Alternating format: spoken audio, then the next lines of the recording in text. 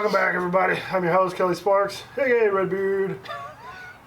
Today I have with me a new guest, Cole Tomerlane. He runs the East Texas Bourbon Society. Him with Andrew. You actually, if you go back to the second proper number 12 video. I don't know that I need to see that. You can see Cole. He wasn't in his best shape then, but Cole also operates with his another friend Travis, who we'll have on at a later date. Operates the Smoking Aces mobile cigar lounge. So we're out here today because somebody commented. Trey Eubanks commented, "I would like to hear about some of your favorite cigar and bourbon or whiskey pairings." So I figured, hey, I don't know a whole lot about cigars. Cole knows a little bit more. Travis knows a little more than him. So I figured we'd get Cole out here on this cold, wintry day outside to smoke some cigars and drink some whiskey. Well, Kelly, I appreciate you having us on today. And, Trey, excellent question. And, I answer this the same way if you were to just ask me, what's my favorite bourbon? What are some good bourbons that you should try? Well, my answer is all of them. Everybody's got their own different flavor profile, and their palate's gonna get excited by different things. So, a couple different approaches that you can do to this. So, for example, Casamigos tequila paired with a Sweet Jane, is a fun breakfast. You got a little Cinco de Mayo breakfast deal. Really light. Yeah. You got a slight hangover, just something to smooth out the day. I hear you. That's like a Saturday morning. You're gonna be cooking all day. So with bourbon, you've got the benefit of it being a lot of the same character profiles that you're gonna find in a lot of cigars. So you're gonna get some of those cocos and spices, and they're gonna kind of share a lot of the same flavor profiles. So to get specific on this question, you can do this one of two ways. One, you can find a cigar and a spirit that accent each other, and you pick up some of the same flavor profiles, and they're not going to overwhelm each other. They're just going to enhance and be a real smooth combination. Or you can be bold, like Redbeard and I are going to do today. Yeah. So we're taking two spirits that are have a real strong flavor. Yeah. And we're going to pair it with two smooth cigars. Mm-hmm. And we're going to prove that it's not just going to completely wash this cigar out. We're going to find notes in here that you wouldn't typically identify because we're bringing in some heavy spirit flavors. So should we taste the whiskeys first and see just a quick little sample of what flavors we're getting right now, and then we'll come back here in a little bit after we've sparked the cigar and had a little bit of that and had a little bit of whiskey and say, okay, well, this has changed. Yes. Think about that. I'm impatient, so you always drink the whiskey first, so cheers. Cheers. You want to tell them what you're working on real quick, drink-wise, and I'll tell them what I'm working on? So salty. So this is Ardbeg Kelpie. This, I believe, is a current release, or it was a special release back in 2017, 2018 from Ardbeg. This one, bottled at 46%, is probably one of their most heavily flavored whiskeys, and anybody who knows Islay Scotch and Ardbeg in particular knows that they come with a heavily peated, smoky presence. Yeah. And many people think that this is probably one of the smokiest whiskeys that you're going to find. Well, this label, this brand. I, on the other hand, have had so much of it, and it's just good stuff to me. So that's pretty much Ardbeg Kelpie. You can look it up online if you want more information. All right. So I'm working on the Texas Blue Corn Bourbon, coming in at 64.6%. If you remember, this was our second place in the Texas Bourbon Shootout that the East Texas Bourbon Society hosted. So, by the way, Cole and Andrew were the two guys who set that entire event up. So hats off to you guys. That was a monumental task to get the revered Jim Murray down here to little old East Texas. Well, if you can get the Whiskey Bible legend himself to the big city of Longview, you're doing all right. Go ahead. So, yeah, go ahead. So, the Texas Blue Corn Bourbon, it's going to be 100% corn, which is unique in bourbons. You know, a lot of times you're going to see that in a corn whiskey, but this one is going to be their Texas Blue Corn Bourbon. Interesting fact, whenever they started this, Kelly, I don't even know if we've talked about this in the society, but the blue corn that they used to use was all coming from the Hopi Indians. And oh, really? Yeah. Hopi or Hopi? Hopi Indians. Yeah, Hopi is the Chinese restaurant. That's the Chinese restaurant. And then now, obviously, they can't produce enough to keep up with it. No. So they're having to get out of the Midwestern. So, I like that. what do you think? That's really chocolatey right off the first pull. I mean, that's got actually some really nice flavors to it already. So I'm still so. I think I'm running low on fluid. I'm still so new to the cigar scene that I haven't figured out my own tasting methods. Because I told Travis, I'm like, yeah, I always get the flavors from my saliva. I don't rarely ever get it from the smoke. So I guess that's just me figuring out how to taste the smoke properly. Well, and you also, some guys just naturally have more saliva when they smoke. I'm one of those. Yeah. So, you know, I'm a spitter. You know, whenever He's a bit of a spitter, folks. Yeah. Watch out, Bonnie. She's gonna get spat upon. No, but you know, everybody kind of reacts differently to cigar smoke. But that's mine. All those oils in your mouth when you're smoking it create a lot of saliva, and it really soaks up the flavor. So some people think it's a negative, but I think it actually holds in that flavor in your mouth when you're smoking it. If it's a good cigar, I would say it's not a bad thing. Mm-hmm. If it's a shitty cigar and you got a bunch of shitty flavors in your mouth, yeah, I wouldn't want the saliva to hold on to it. But like this seems like a really nice stick. That's what she said. So I paired mine with a La Aroma de Cuba, super smooth smoke. I think this is one of the best deals you can get in the business. We sell these for $5 a stick if you're buying a case of them. Just excellent cigars. Kind of underrated in my opinion, but this was, you know, Churchill's one of our favorite guys. This was one of his favorite lines, the La Aroma de Cuba, back from the late 1800s. And then,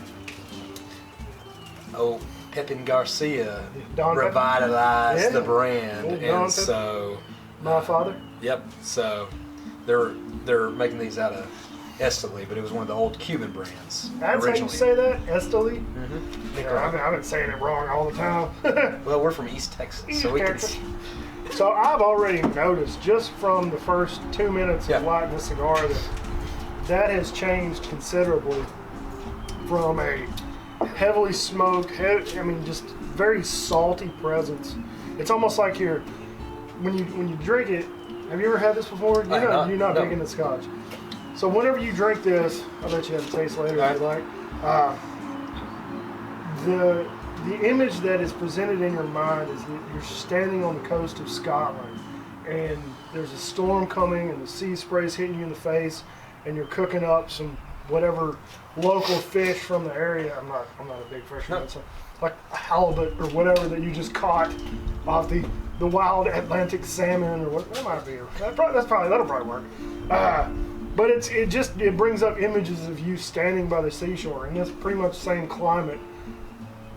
You got a storm coming, it's sea salt, it's just... You got your bibs on. You're ready for work. So. You know, we were talking about that it was going to bring out stuff in the cigar, but Kelly, we didn't even mention that. You hit the nail on the head. This one did the same thing.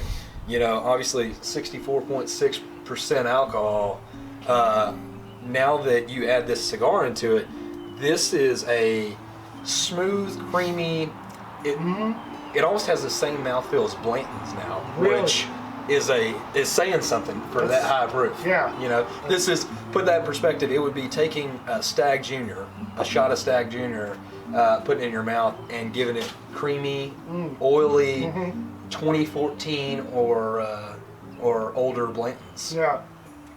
See, now this one, the salt has subsided, and I get like this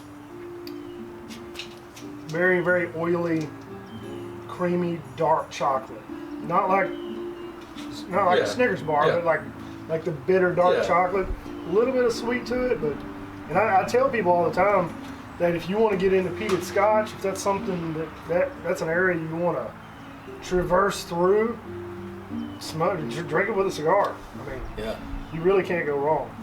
You know, we had a great turnout. If there's anybody watching this that is, you're a big bourbon fan, but you're anti-Scotch, we had Scotch night for the Bourbon Society a while back. Last year. Yeah, and everybody who left that, I didn't get one person that said, damn, I'm pissed I came tonight. I think everybody was like, man, I'm so glad I came. I didn't think I liked Scotch. I like Scotch. Yeah, if you drink enough of it, you're going to like it. That's right. That's right. That's why we kept the peated Scotch towards the end. Mm-hmm. But yeah, I mean, I've ran into several people that I didn't remember from that night, or remember that they came, that was their first night, and they all complimented me and said, man, that was a good night, I enjoyed it. And so we need to have another one of those. Maybe. This one had like a heavy campfire marshmallow. You burn the marshmallow, and then now the cigar has taken that to like a creme brulee flavor. Kind of changed it a little bit. A lot of guys, when you drink this, go ahead and add water to get a completely different flavor, but I don't think that this drinks like a normal 64.6. No. It's so smooth, and I really, you can add water and it's going to be a completely different flavor, but I like it the way it is. I had somebody ask me the other day, see if I can find their name real quick. They basically asked how I prefer to either taste or drink whiskey. Yep. And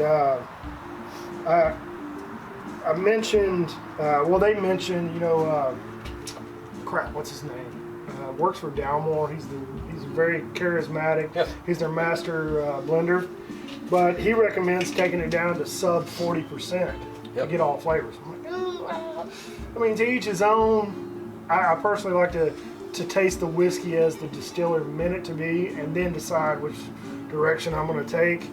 And at the same time, if, like you said, if you're just starting your breakfast and you're having a Casamigos? Casamigos, and if you're going to do that all day long, you might not want to start with a full flavored 64% alcohol. You might want to water it down a little bit and then just build into something later on in the day. So and I think dive into that question. Are you asking what's the best way to taste it? Because if you truly want to taste of it, I think you have to try it neat. You got to add a shot or two of water, just a little drop, and then you drink it on ice. Because if you're truly tasting something, you want to see what it does. Because I'm sure you've had before. I've had whiskeys where you add water and oh my God, it opens it up. Yeah. I've had them before where you add water and it was awful. Like, horrible. what was the reaction there? Horrible. I've had plenty of scotches that do that. You add a drop or two or whatever, and it just completely changes it into something that's just not good. Mm-hmm. So, I mean, I like you, I personally think there's no wrong way to drink it. Yeah. I agree with the Whiskey Tribe on that, but for you to get to that point to know how you like it, you need to start with it straight out of the bottle and then go from there. The Whiskey Attic in Las Vegas, have you been there? Mm-hmm. I talk about them from time to time. They have a tasting method where you naturally use your saliva to cut the whiskey and bring it and proof it down, and then you get more and more flavors that way. So that's one way to do it, but most people can't handle a 64% alcohol on their palate for 15 to 30 seconds. Yeah. Well, and we talk about, our buddy Jim all the time. Obviously, wants you to warm it up and get it to your body temperature. The temperature actually absolutely affects the flavor. I think it being a little colder out here, it doesn't feel like it's as high proof. Mm-mm. You know, it's kind of taking it down a notch. No, it's definitely, I mean, it's 44 degrees outside, so it's definitely gonna chill it a little bit. That's why you get most of your mixed drink shots on the rocks, or they'll shake Yep. it on ice and chill it. But oh well, let's get into these cigars a bit. We'll come back about middle way through and see if anything's changed. Did you tell them what you were smoking? Did we talk about that? Yeah, I thought we did. Okay. Fable 4th Prime, if Yes. not. Yeah, we Okay. did. Fable 4th Prime. All right, cool. Really nice. It's the first time I ever had it. Might actually look into getting some of these. La Frade Bellicosa. Le Frade Balcones. So we'll be back in a bit. Probably get some more glasses. I'll let Cole try some of this Ardbeg. Yeah, and we'll have a good time. So we'll be back in a bit. Cheers. Shut up! Hey, welcome back, everybody. So we're about halfway through these cigars. We've traded glasses. I wanted to get Cole's reaction on camera. See, since this is the first time he's had Ardbeg, not the first time he's had a peated Scotch. We did do Lagavulin 16 at the Scotch tasting that I manned for him, but I'm anxious to see his interpretation of it and see what he thinks. So it smells like a typical peated Scotch to me.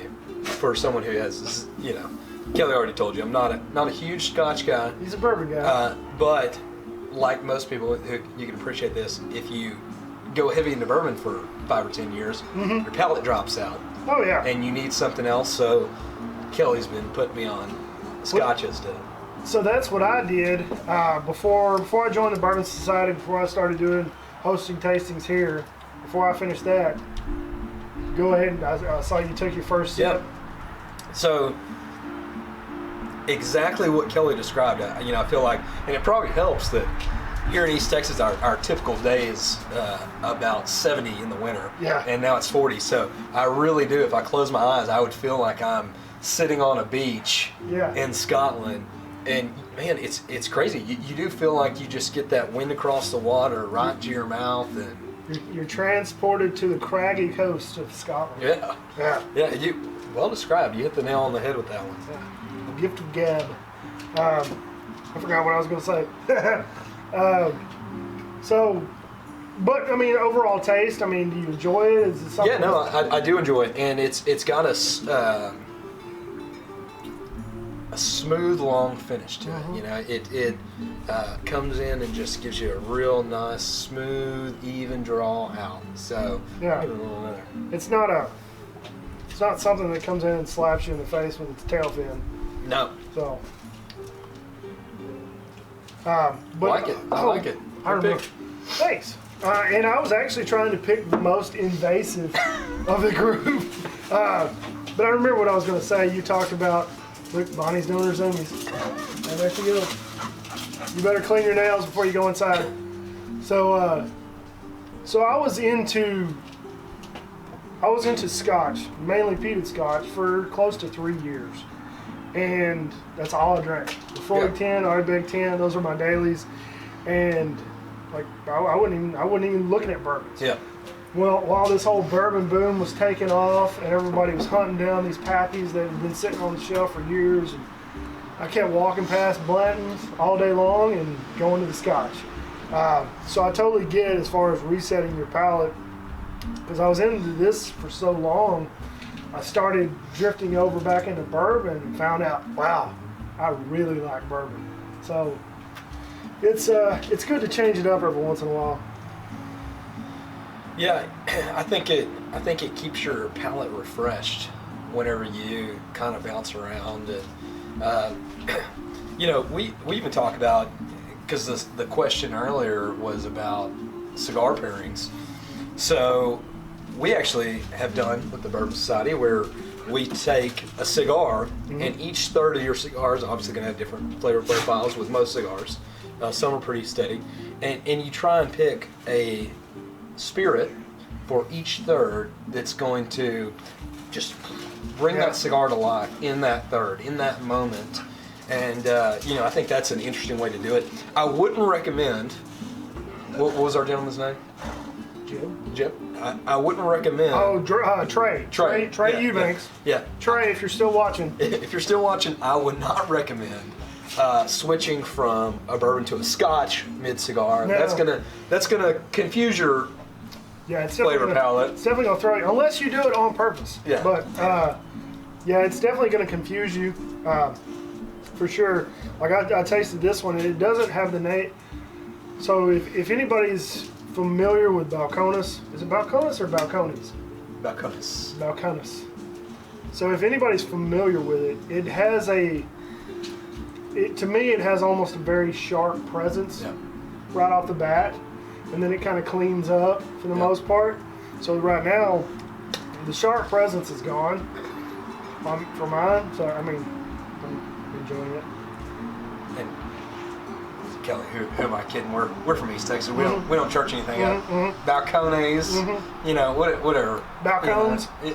It's the fault line. Yeah. Is why it's called that. The Balcones fault line. So okay. whatever our East Texas accent throws out there, we're gonna It's like them Hoope Indians. That's right. Hey, Hoope Chinese food next door to me just brainwash me. Is that right next door to yours? I've eaten a little bit of Hoope in my lifetime. Hey, so. Do you remember the comedian Rodney Carrington? I do. So Rodney Carrington, from Kilgore. Yeah, he's from the area. He's from East Texas. So in his first stand-up CD that he put out, he had talked about going to a Chinese restaurant, and he had specifically remarked about the owner. He's like, "Why you want to see it? Why you want to eat?"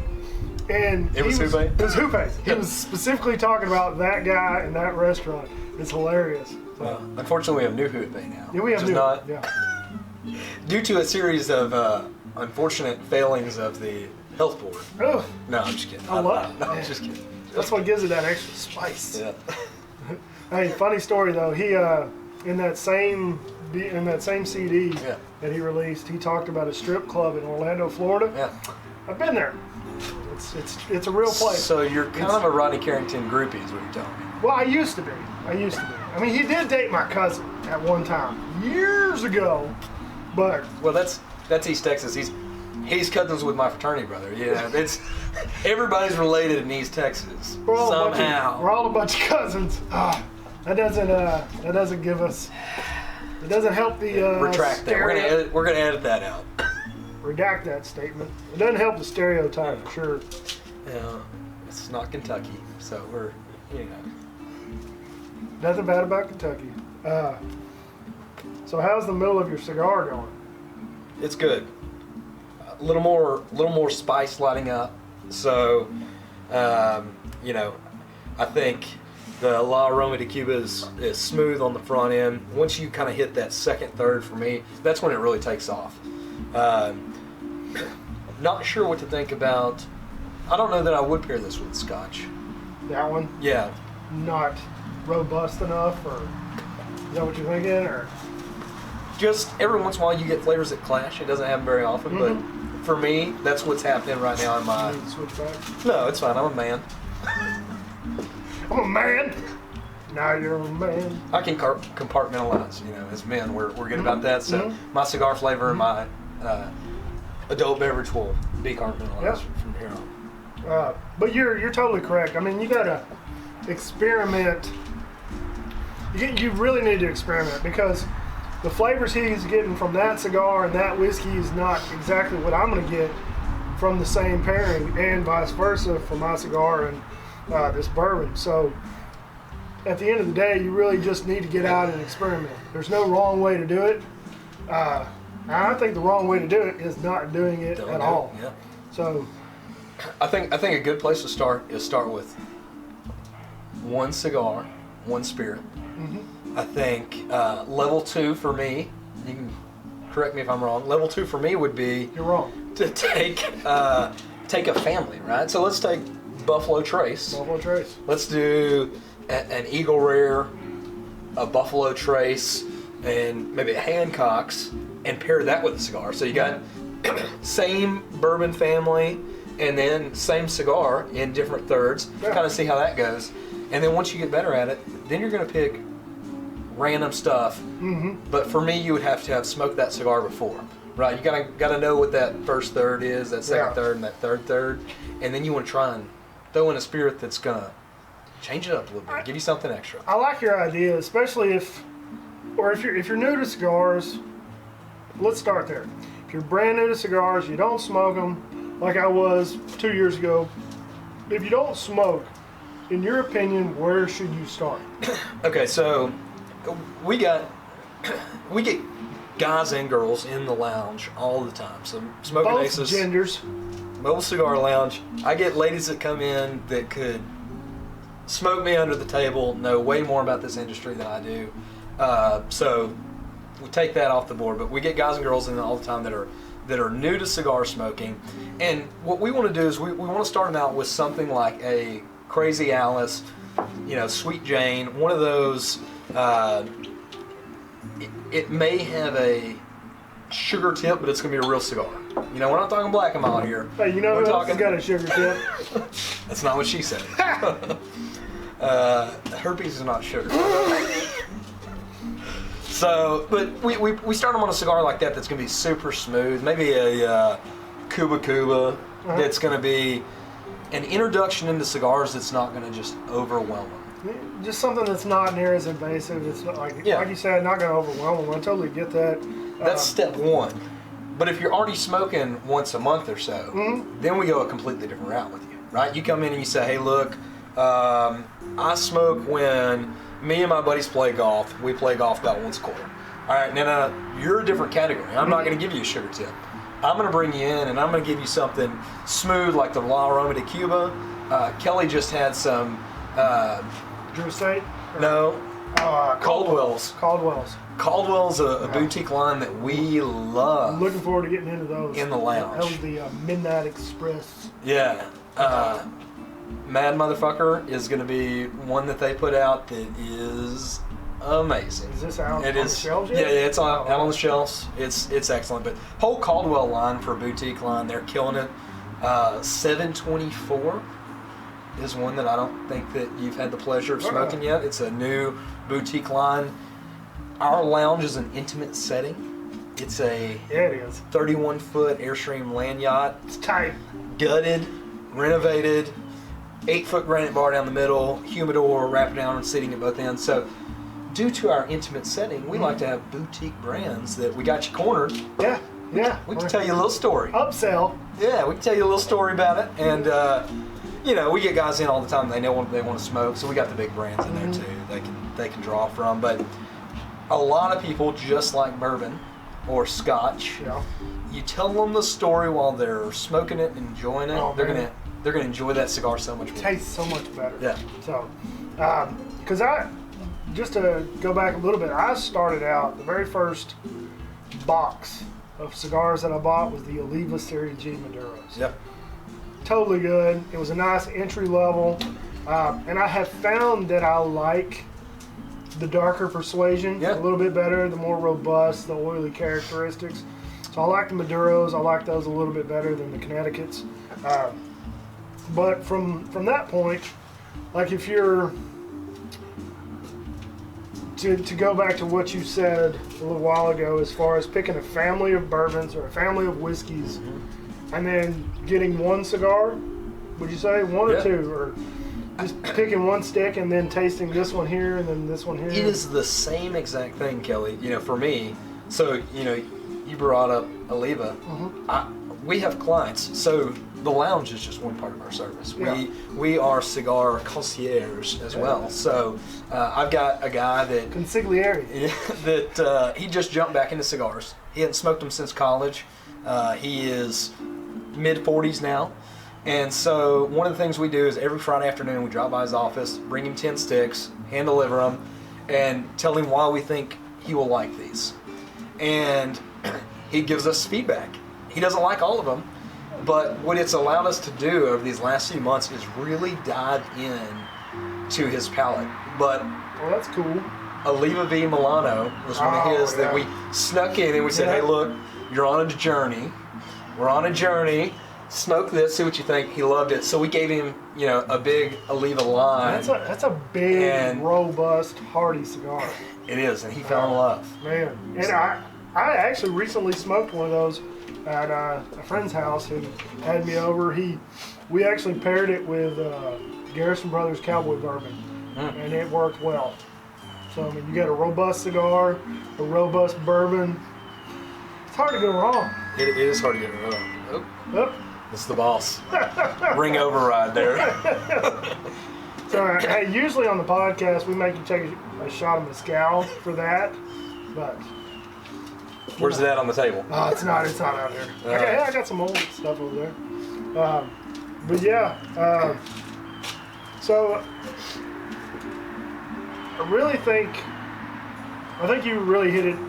Whenever you want to pair cigars, you either pick a line of cigars or a line of family, and then just stick with that cigar. And there's like these guys sell the cigars. Cigars.com, they have plenty of specials out there. You can buy 5 packs of stuff. They've got a huge humidor stuffer. They got a 35 stick cigar or humidor stuffer plan. So you can get variations. You can get like 4 or 5 sticks of gobs of variations just to try out. But Kelly, too, we sell cigars online, so I don't want to shoot that down. But go to your local brick and mortar. So often we find that people are almost embarrassed to ask. Don't be embarrassed to ask. It is a new thing. Go to your local brick and mortar and tell them, hey, look, I'm new to cigars. A lot of them, you can tell them, I like this bourbon, I like this scotch. These are the flavor profiles I like. Where do I start? And that brick and mortar they're gonna point you in the right direction. So that's something I was actually thinking about a second ago.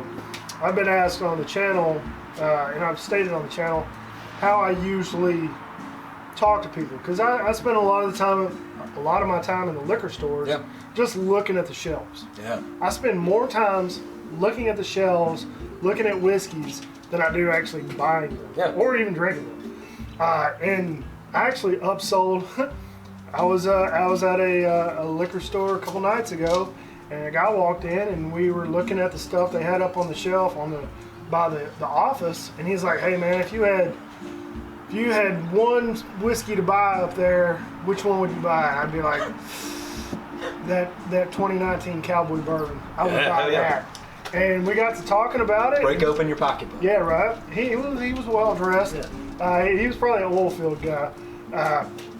But we got to talking about it, and I'm like, well, have you had it before? He's like, well, I got a 2017 or 2018 version at the house that I hadn't even opened yet. I'm like, dude, what are you doing? So what do you do? Man, you gotta drink that. So end of the story, he ended up cracking it, or he ended up buying that one and going home with it. But beyond that, I've been in the liquor stores before where, and this is my tactic to hit on women. So wait.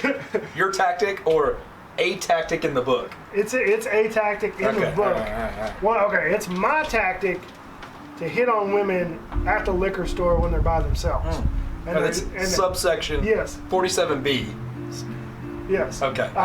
So it's I see them over there. As long as they're even if I'm not even attracted to them, I'm just like, what are you looking for? Because you can see the people. They're like, hang on, can we time out? What are you not attracted to? Does she have like 6 fingers? 4 legs. Okay, all right. 4 legs. 4 legs. Not attracted to that. But I would see these people, and it's men and women alike. I'm not attracted to men. I mean, some people are cute. You're a pretty cute guy. But whatever. It's getting real rapey in here. So anyway, I will see them standing there looking at the whiskey, looking very lost and confused. And I'm like, that person needs help. Yeah. So I'll just kind of slide over, just real calm, because I look like this, so black people think I'm racist, and I'm not, but that's just the look that I present. And I'm like, hey, who you shopping for? And if it's a woman, more often than not, they'll say I'm shopping for my husband. And the exact situation that I'm referencing is she said she was shopping for her husband. So my next question to her was, well, what is he drinking right now? Yeah. What is he like? And she said, well, he's pretty much a wine drinker. He drinks this and that, blah, blah, blah. And I'm like, well, you know what? And then my second or third question was, well, what's your budget? How much are you willing to spend? So she said, well, $50 to $50, whatever. I was like, well, if you don't mind spending a little more, this right here, which is finished in X wine casks or whatever, like this right here might be what he likes the best, since he's not a bourbon or whiskey drinker. So I think asking the questions, getting the people how experienced you are in the arena, that's information you need all day. Absolutely. And never be afraid to ask is the key to that right there. Never be afraid, yeah. Because they're always lost. Most people who walk into the liquor store who are standing there eyeballing the shelves, unless it's me, are lost. Like you got your guys who walk in and grab a handle of Kentucky Deluxe and then leave. Those guys know what they're after. You know, and I think also by floating through a liquor store, you know, don't rush in, rush out. Take your time.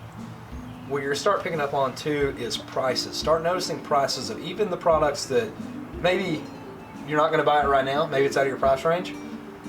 As you're venturing through other liquor stores, you'll start noticing, oh shit, they got this underpriced. Yeah. As you're traveling, as you're on vacation. Yeah. For us, one of the things we do in the Bourbon Society is we kind of have a list of proofs and variations of products, and is it worth it or is it not? What's a good deal? What's not? The more you start taking note of that, even in bars, you'll start saying, "Oh, that's a good deal. That's not a good deal." There's a little honey hole in Waco that is an old Babyface turned me on to. Oh yeah, Babyface. Yeah. Little whiskey he doesn't bar watch there. My videos, that freaking asshole. He's not old enough. You got to click. I'm 21. But no, there's a little honey hole in Waco. He turned me on to, and you know, you start flipping through these prices, and you see, okay, well, Eagle Rare is $12 for a 2-ounce pour, and Hancock's is $8 for a 2-ounce pour. Oh, we got a mismatch here. Yeah. I'm getting Hancock's. Yeah. Elmer T. Lee in that particular one was $9 for a 2-ounce pour. Ooh. And, you know. Elmer T. Lee all day. All day. For the win. All day, baby. And all so day. You find these little honey holes that they've got that same bottle that's been sitting on the shelf because they've got a 400 spirit list that people don't drink them, so the price doesn't change. They hadn't had to go rebuy that bottle. They don't know. And so, you know, you start finding the deals. Anybody who's got a 400 spirit list is probably paying around MSRP for that bottle anyway. So unless they're into the market, the secondary market, and they see the price hikes on Elmer T. Lee, Hancock's, Blanton's, Pappy, whatever, they're not going to know. Yeah. Like I've seen on social media people post about, oh man, I just got a freaking pour of Pappy or Van Winkle 12 for $15. Yeah. Those people don't know. You know, Kelly, that's a great point. You can ask your liquor store when you're in there too. You don't see something on the shelf. Hey, I don't see Elmer T. Lee. You got it? No, I don't have it. Do you mind telling me what that price is when it's in? Yeah. And they'll tell you, oh, it's $39, right? So put me on a list. Yeah. Do you have multiple locations? Oh, does another one have that? Oh, great. All right, I'm heading over there now. You know, so you can start asking because you're exactly right. I mean, I remember when we paid Pappy 23 year when we bought it last year. As part of our allocation, it was $175. Yeah. And then you and I had that conversation that the person who got it this year, it was almost $500. So, man. That's well over 100% markup. Yeah. But I mean, that came from Buffalo Trace, and I totally get, and I speak out against the secondary market often. But Buffalo Trace saw, and I imagine that's their attempt to probably knock down the secondary market. But I mean, why let these random Joes make all the money? I agree. Yeah, you got a bottle that's going for $4,500 on the secondary, $3 grand on the secondary. Why are you selling it for $175? I agree. Because, I mean, yeah, a year or two ago, you could probably get $2,000 out of a bottle of Pappy 23. I personally don't think it's worth it. I agree. But you're not going to get 5,000, 6,000. I mean, people ask me that all the time, just through the bourbon study. You know, oh, what is your favorite? None of the Pappies are on my list. William LaRue Weller on the BTAC line. That one is high up there for me. Birthday Bourbon. That's a good one. 2015 Birthday Bourbon was probably one of my favorites, but I feel like Birthday Bourbon is excellent all the way through. You'll have guys that say, "Oh, 2018 was a rough year for it," but I like it. I'm a fan. Yeah. You know, so never run into any problems with Birthday Bourbon. Yeah. no, it's been on my list. So. Well, we're gonna pause for a minute, and we'll be back to finish up these sticks and give our final thoughts on these whiskeys and call it a day. And this will be the first one of many videos with Cole and soon to be Travis. Right, so I'm gonna help them get a channel started of their own for the East Texas Bourbon Society and Smoking Aces Mobile Cigar Lounge. Speaking of that, real quick. What's up with the Smoking Aces? You got something coming up soon? Man, 2020 has been a good year. Yeah? Already. Yeah, it's just now February. Man, we got all kinds of events booked. So we're based out of Longview, Texas, so most of our events are here in East Texas. But man, we're going to Paris, 2 hours away. We got two Paris, events. Texas. Texas. Not Paris, France. We're not packing the Airstream up and sending it across the pond. It is an Airstream, though. It's a lanyard. Airstream lanyard. Yeah, so just take those wheels off. But no, we'll be in Paris for 2 events at the Harley dealership, so that's exciting. We got one in March, one in April. We've got the end of this month, we're going to be in Kilgore, Texas at an old post office doing an event called The Mail Room, accurately named. So that'll be cool. It'll be a Kilgore Chamber event, raising money for them. Hell yeah. We're going to be in Nacogdoches. Naka Valley Winery is booked us. Naka Valley Has booked us for Father's Day. Nice. So that, they were on their game. Yeah. Auto auction here, the Alliance Auto Auction. Yeah. They've got their anniversary coming up. They always do a big sale, do something big. We were there last year. It was a blast. It was 007 theme last year. Don't know what it's going to be this year. So that'll be March. I could be Odd Job. We'll book you. Whatever. Hurwitz. We got an event for them coming up. That's a fancy dress store. Oh. Yeah. Fancy clothes.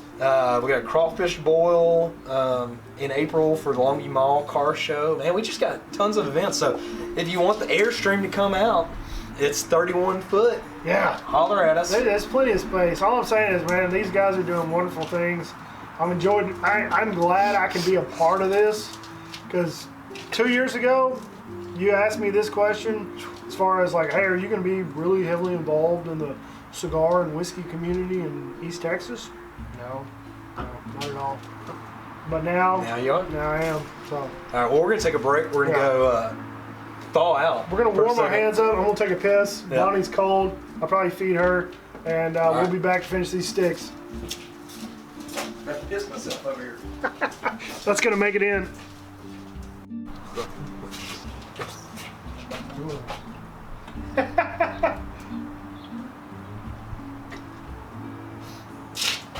Pinky up when you're drinking Lone Star and they're going carrying you. Pinky up there. The cigar is good. Because it's cold as fuck out here. Are you going to try to relight or no? Yeah, no, I'm not going to give up on a dead soldier that quick. Oh my God, my back. All right, so we get asked this question a lot in the lounge. We are recording, right? Yes. All right. Can you cut a cigar and relight it later? Yeah. Ideally, no. Just don't take it with you. But you're gonna have shit like this where it's a cold, windy day and your stuff's gonna die.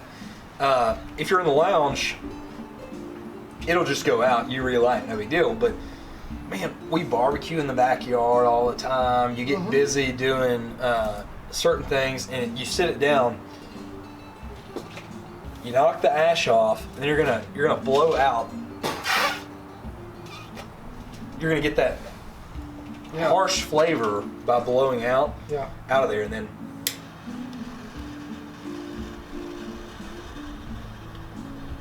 just be careful if you've got a glorious beard like this to not get the flame too close to your face.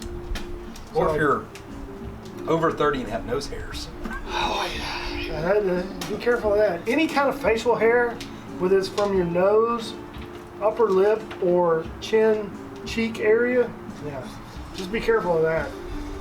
Yeah. Oh man. One of these days it's gonna be nice out. It's not gonna be it's not gonna be winter in Texas. Yes. Well, we got about 3 weeks of true winter. From like December to February. Mm-hmm. Yeah.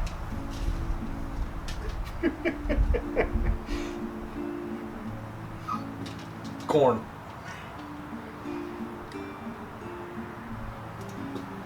So I don't know if we're going to get any more tasting notes from these cigars at this point. I know it's been roughly an hour for you guys, but it's been more than that for us. Kelly, I doubt anybody's still watching this video. Do you think anybody's still watching? Come on. I know I've got a few viewers who are still watching this video. Diehards? There's some diehards out there. Do we have anything for those diehards who are still here? That has been the longest, like, in the game. You're on the shitter watching. I hope you're on your boss's time. You're not self-employed still watching. If you're on the shitter watching this and you started it and you didn't leave the shitter, your feet and legs are dead. They're numb. They're starting to tingle. I tell you what I'll do, Kelly. Right. Anybody is still watching this. If you're still watching this To this point, right now, the Smoking Aces Mobile Cigar Lounge. Find us on Facebook or Instagram. Facebook or Instagram. Either one. Not this channel. Not this channel. And then you're going to comment Kelly Sparks. Kelly Sparks Whiskey Reviews. Whiskey Reviews. That's all you have to comment. So follow. Follow. Comment that anywhere on anything. Kelly Sparks Whiskey Reviews. Because we watch it. We've got a small person chained up in the cellar that's just scrolling through How Facebook. Small. 4.5 feet tall. From Who Paste. Little tiny guy. So anyway, do that, and we'll pick our favorite couple people. If you want to post a picture of you doing your favorite cigar and spirit tasting, it can be any kind of bourbon, whiskey, tequila. That'll help give you the edge. You don't have to. Post it to their page. Comment, but you post it to our page. Post it to their page. It'll give you the edge for sure. We're going to give out a couple of special prizes. Yes. We're not going to... So... I showed Kelly a few of them earlier that we were looking at to send out. I really want them. He's not going to get them, though. You'll get them. I'll get them eventually. Might have to do things, but I'll get them eventually. So yeah. Go to the Smoking Aces Mobile Cigar Lounge either on Facebook or Instagram. Follow, like their page, comment Kelly Sparks Whiskey Reviews, and they will be in contact. Yeah. We're going to send out some cool shit. Yeah. A couple of our items are going to be over $100, so it'll be a cool little surprise. And then when you get them, you got to take another picture and post it to our...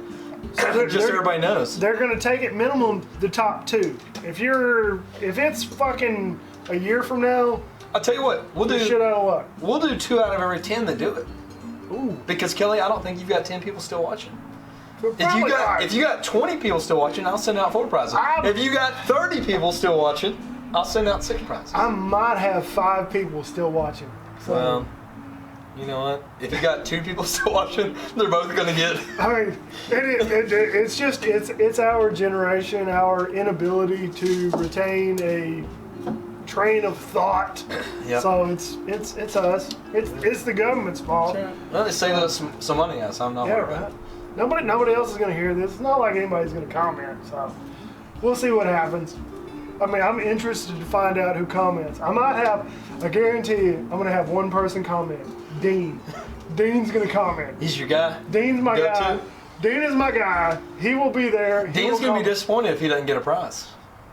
He might be the only one. He may be. He might be the first one. So Dean's. If Dean's the only one, he'll get a special prize. Ooh, Dean gets a special prize. Yep. Looking forward to that. All right. Well, overall, I enjoyed. I mean, I think I drank a lot more of your bourbon than I did my scotch, but I enjoyed it. Wikipedia scotch, right? It almost looks identical. Doesn't it? Yeah. Not like they can't see that can of Lone Star right there. Oh, it's big scotch. Yeah. I'm a man. It's awful frothy to be a scotch. I kind of harken back to what you said earlier. Find stuff that you like and start there. If you like Elijah Craig small batch and you like Oliva Series G, start in that same vein. If you like Irish whiskey and you like Maduros, I mean, that's probably not going to match up, but start there. So at the end of the day, just start. Yeah. Honestly. We'll do some more of these. And we'll start. This was just kind of throwing it out there. We'll put together a list.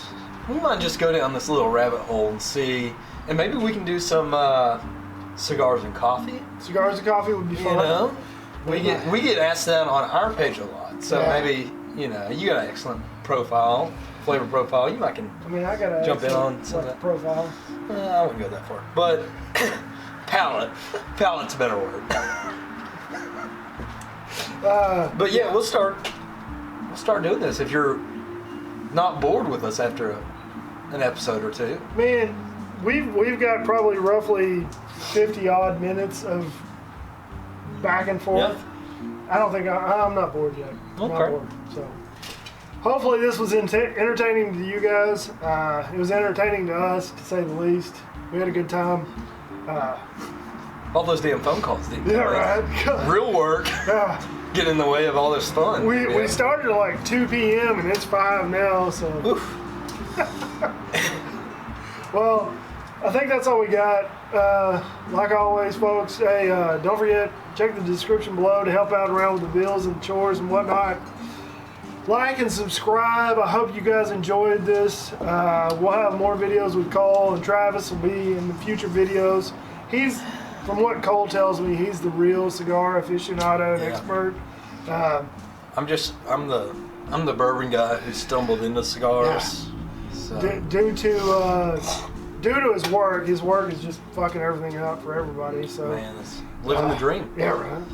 So over here cutting nipples on your episode. Dude, look, we're green on green. So like always, gotta take care of my Irishman. Right? We're going to go ahead and cut it off. Like always, guys, drink some whiskey, share with your friends and family, smoke a cigar. Be safe, don't drink and drive, take care of your friends and family. Y'all have a nice day, and we'll see you next time. Cheers. And sing.